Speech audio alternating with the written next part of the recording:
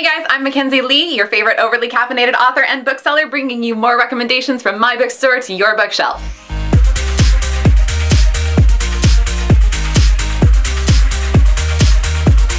So we just had a holiday season, and no matter what holiday or non-denominational winter break you just celebrated, you probably got some gifts. And some of those gifts were probably books, because you, like me, probably talk a lot about how much you love books. However, if you were given gifts by friends and well-meaning family members who know that you love YA, they might have bought you YA books that you already own, especially the really popular books of 2017. So today I'm going to be recommending to you some read-alikes for the most popular books of 2017, which you might have gotten for the holidays but already own.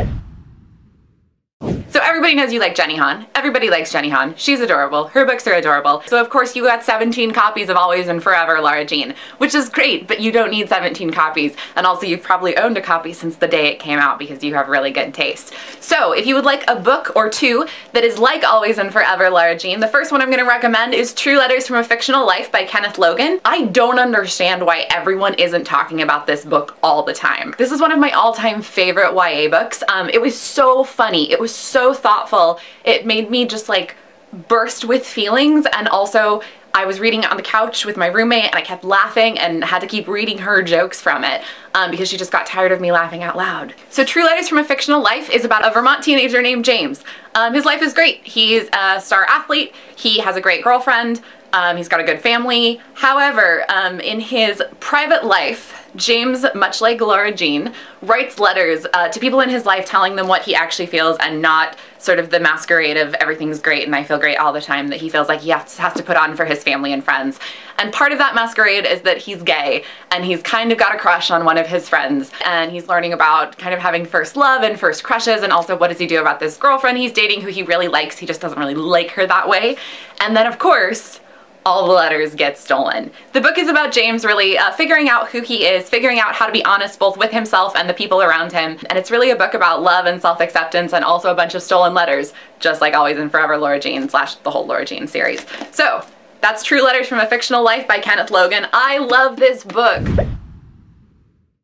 My next recommendation, if you have 17 copies of Always and Forever Lara Jean that you have to return in exchange for something else, is I Believe in a Thing Called Love by Maureen Gu. This book is so freaking adorable, and I love it so much. I Believe in a Thing Called Love is about a teenage girl named Desi who is a planner. She's always had a plan, and she relies on those plans very intensely. So when she decides she wants to have a relationship with this new really cute guy in her life, she decides to make a plan. And that plan for how to fall in love is all based around everything she has learned from Korean dramas.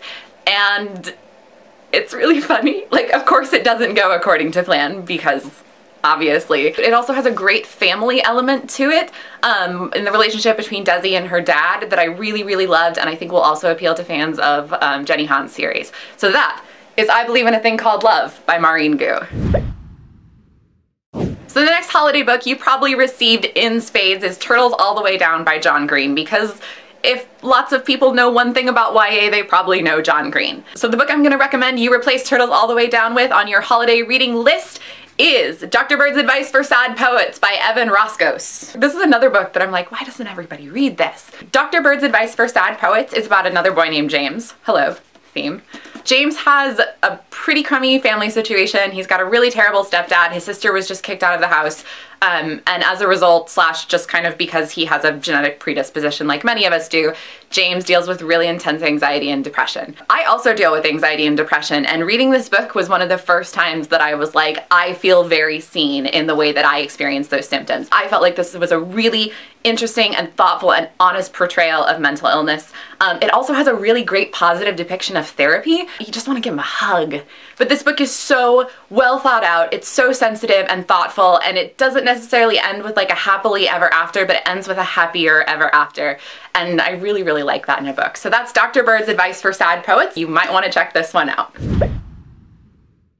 Next on our holiday returns list is Carve the Mark. Guys, Carve the Mark came out in like February, January. You've owned this book for a year, and yet I'm almost positive that your cute grandma or your cute aunt or somebody was like, here kid, have Carve the Mark. So here's what you can exchange your Carve the Mark for at your local independent bookstore. First is Zero Boxer by Fonda Lee.